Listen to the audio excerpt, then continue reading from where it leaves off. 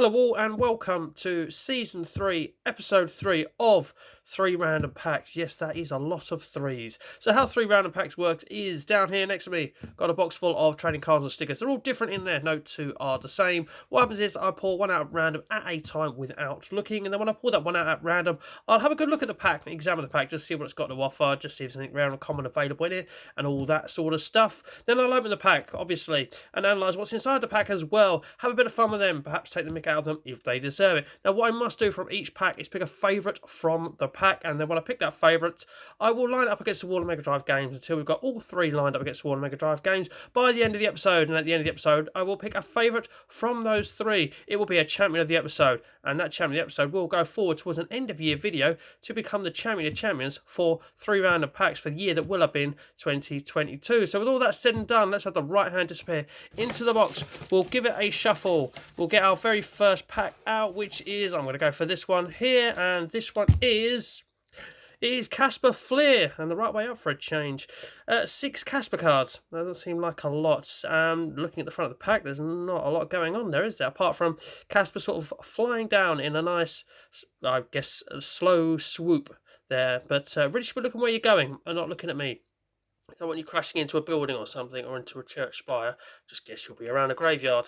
Right, so we've got 6 Casper cards, and what we've got on the back, we've got not a lot of writing by the looks of it. Collect the entire Casper card set. Nope, just this one pack will do, thank you. Set composition, 118 cards with 1 checklist. Now, when I see 1 checklist, does that checklist become 119th card? And then in one pack, we'll get the unfortunateness of just getting a checklist, and rather than something pictured and rather much more interesting. Right, we've got more writing here. Casper, 1995. 95, blimey, that's a long time ago.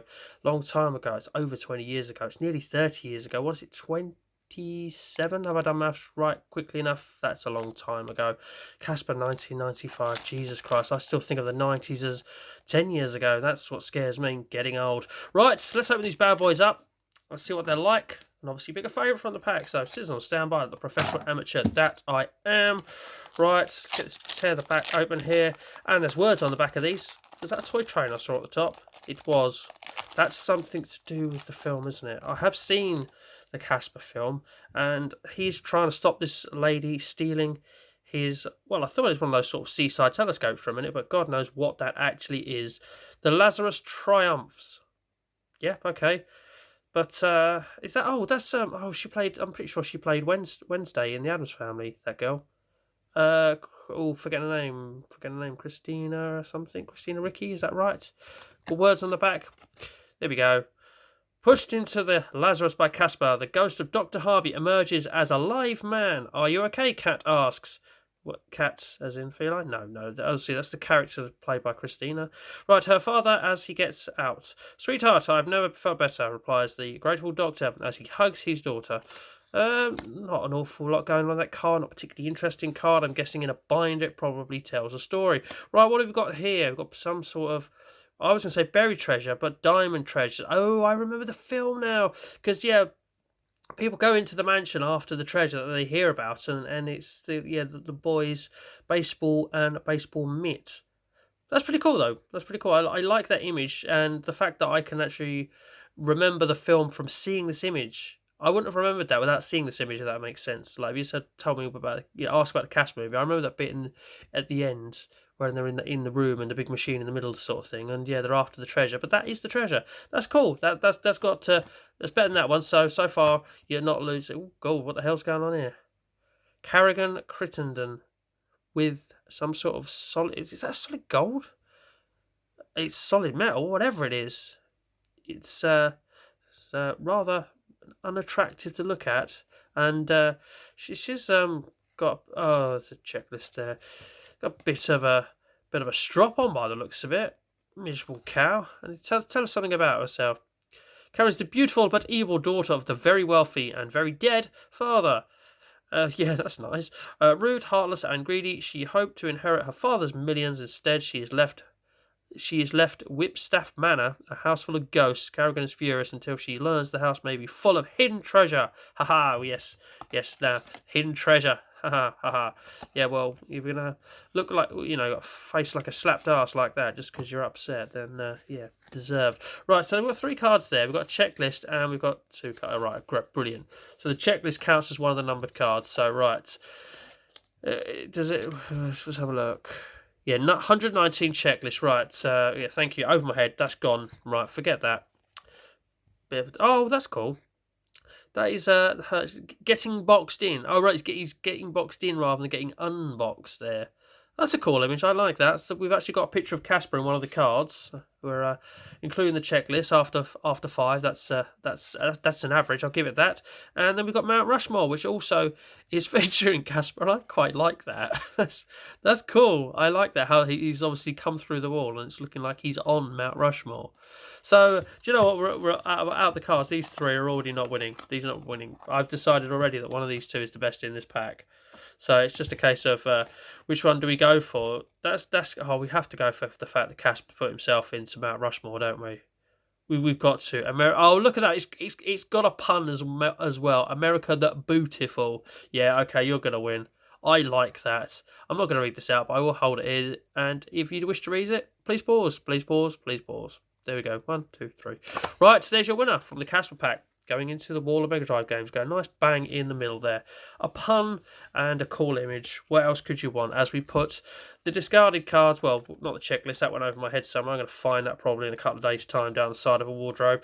Right, next pack. Let's go into the box. Into the box. God, the box needs a bit of a stock up.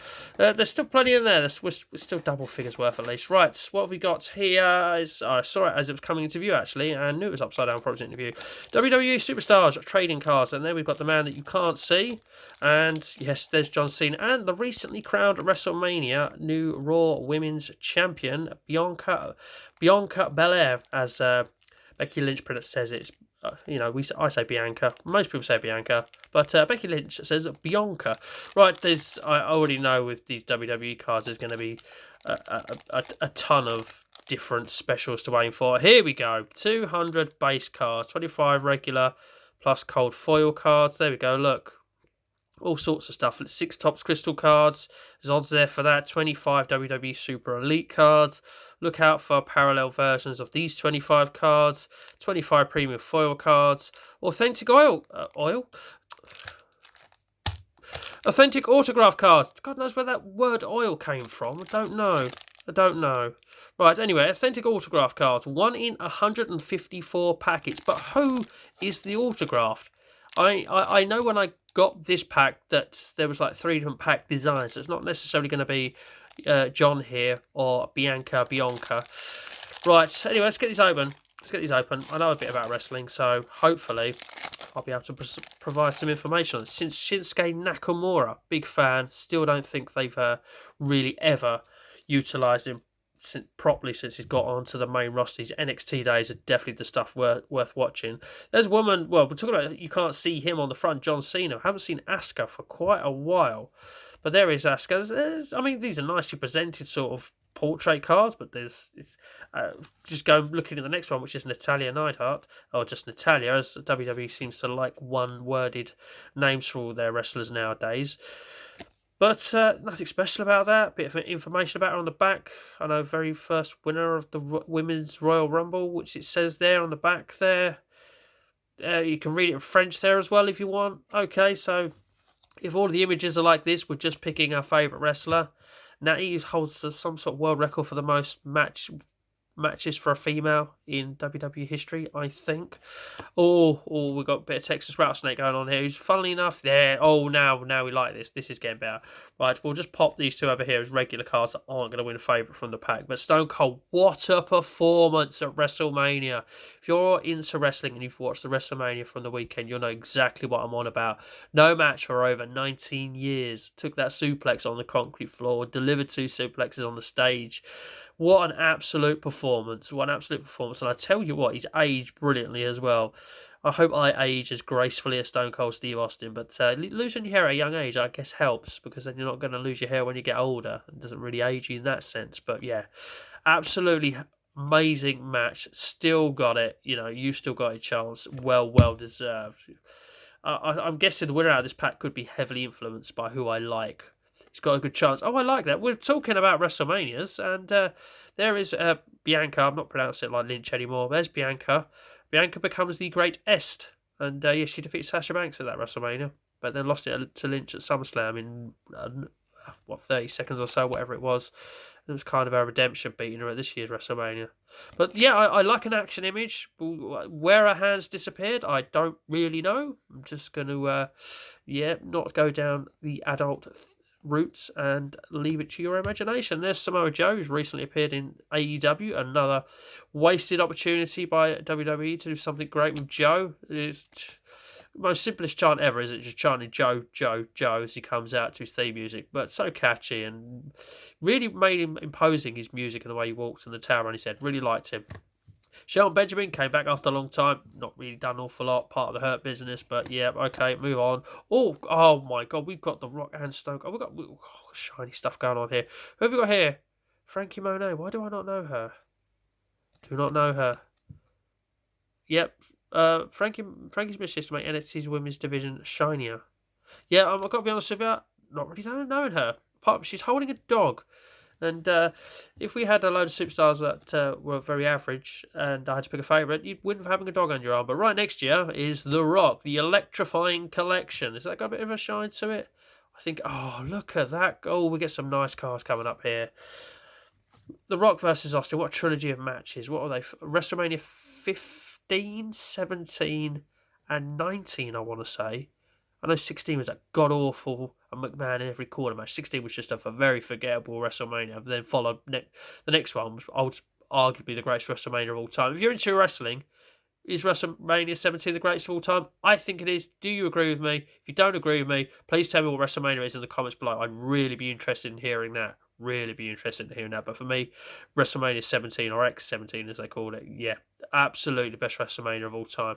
But yeah, fond memories of the rivalry that the two of them had. It was to have two basically cover stars at the same time with such catchphrases and such charisma, personality about them. I think if you had to put my head on the block and say you got to pick one of them, I'm probably slightly more Stone Cold than I was The Rock. That card though is really cool. That really is cool. But talking of cool cards, look at that. I like that. Iconic matches. Ricky the Dragon Steamboat versus the Macho Man Randy Savage from WrestleMania 3. Always thought Ricky Steamboat was ahead of his time because it just didn't get high flyers, back in those days, sort of certainly on a regular basis. Really, it shouldn't have got wrestling cards out of the box, should I? Really, I could talk about wrestling all day, but I really like that card. That's got a good chance. We've got some. Let's go say these ones over here, just all very plain and boring, but we've got 4 here that could all qualify. And I'm a big fan of Shinsuke Nakamura, but just main roster run. I mean, the stuff he's doing with Rick Boogs at the moment is really good, but it's a real shame Rick Boogs has picked up a nasty injury at WrestleMania because I think he could become something. But I'm a big fan of Shinsuke. It's just a shame main roster of Shinsuke hasn't been that good, and that's not his fault. It's not his fault. Fortunately, like many of the others, it's WWE's fault. Right, we've got to pick from these. Cool. See, the Rock card, I have to go for a little bit of favouritism in these two, even though I think the Rock card is slightly better in the way it's done. I don't know, actually. I think that background, I don't know. He looks too imposed on that card, actually. So I'm going to say that the Stone Cold card is better than the Rock card. So that was one way of eliminating that. And of these two WrestleMania ones, I really like that classic posters match. I really, really do. And to be honest with you, I think it's actually probably, as much as I'm a bigger fan of Austin out of the 3 people you're seeing here, I think I'm going to have to pick this card over that because, yeah, that's cool. It's just a cool card. It's just a really cool card. And it's going to say two legends of the business. I like that as well. That is really nice. Yep, that's going to go into the wall. There we go. We've got 2 really good cards there, actually. 2 really good cards. Right, one more to go from this lump of cards here. Who should we have? This one here. And we've got promotional, not for sale. Very white. It's the Championship Edition, which 0-3 Baby Elvises cannot buy. And it is... Oh, we've gone for something I've got a lot of knowledge in to something I've got very little knowledge in, and that is Star Wars, not Lego. It's just, well, I suppose you could count Lego as well. Lego Star Wars, Disney, Series 2 trading card collection. So, Lego's cool and all that, but I was going to say, I've got nothing against Star Wars. It's just not for me. It's just not for me. That's all it is. I appreciate it's good. I probably enjoyed the very first three. You know, the Return of the Jedi, Empire Strikes Back, and all that lot when they first come around. But that was it. Just nothing against it. Nothing against it. Don't shoot me. Fall down for it. We've got something that's a little bit shiny, so we're going to put that towards the back. So a lot of these characters I ain't gonna know. And we'll start off with Evil General Grievous, who's got a rarity scale of 48.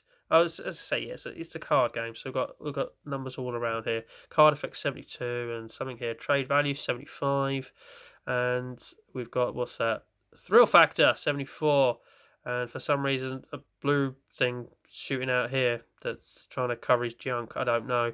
No, nothing about this character. No, nothing about this character. Can we move on? Oh, I know. I've had a BB-8, the rolling ball fella. Yes, friends Ray and BB-8. And he's in gold for some reason. I'm not entirely sure why. Someone could fill me in the comment section about that. I was going to say, I know nothing about Star Wars. We've got some party, but oh, I like this. This could win just because it's got this green gremlin-y guy in the background and a couple of stormtroopers. Isn't that nice? That's nice. We like this. Happy birthday. You're under arrest. Right. Could have a winner there already. Is that Jar Jar Binks? I don't know. I know he's not very well. Yes, liked by the fans of the franchise. Angry, I am hopping mad. You're also full of punch. It looks like he just pulled off his, but it's not. It's his leg. You can get what I mean. If you get what I mean. That looks a little bit wrong. Right, here's the shiny one. Oh, I like that actually. Mighty First Order Snowtrooper. See, if it didn't say Snowtrooper, I'd be very uneducated to be saying it looks a little bit like a Stormtrooper. But it's not. It's a Snowtrooper.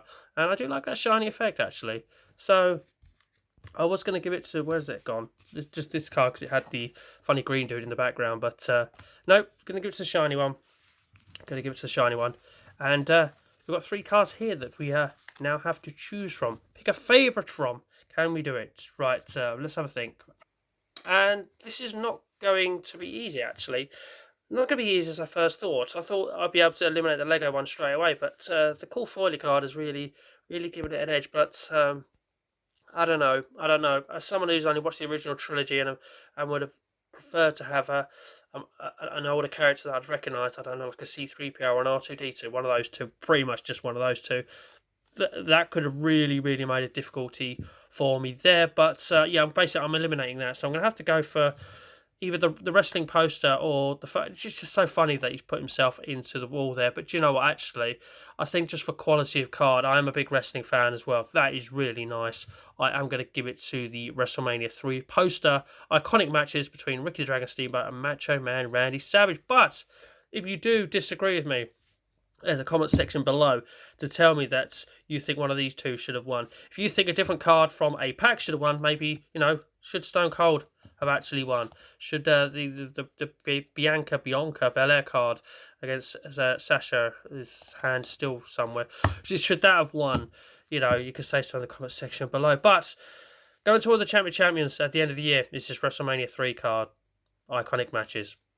There we go. But yeah, as I say, please do comment away with your opinions on the cards and the winner of the episode. But for now, if you have watched this episode and you've enjoyed it, hitting a thumbs up would be really awesome. I would highly appreciate it. If you do like trading cards and blind bag openers, there's plenty on this channel, so do consider subscribing if you're not already. If you are subscribed, thank you very much. I love you for it. And if you do subscribe, I will love you as well. Thank you very much for watching. And as always, please do take care.